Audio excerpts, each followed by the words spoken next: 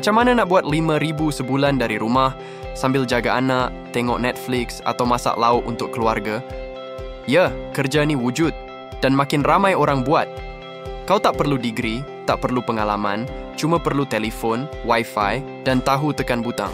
Sebab sekarang AI pun boleh bantu buat kerja untuk kau. Kerja ni dipanggil virtual assistant. Kau cuma bantu jawab email, urus media sosial, atur meeting. Tapi, dengan bantuan AI, kau tak perlu buat semua pun manual. Contoh, email, AI boleh auto-reply.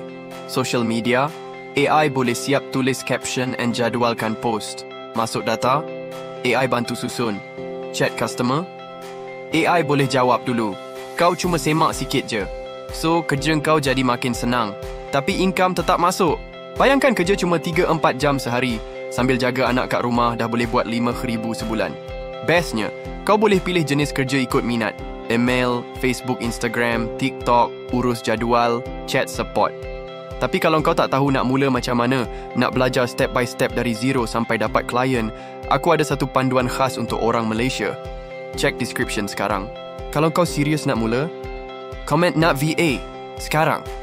Lagi cepat kau mula, lagi cepat kau boleh buat income dari rumah.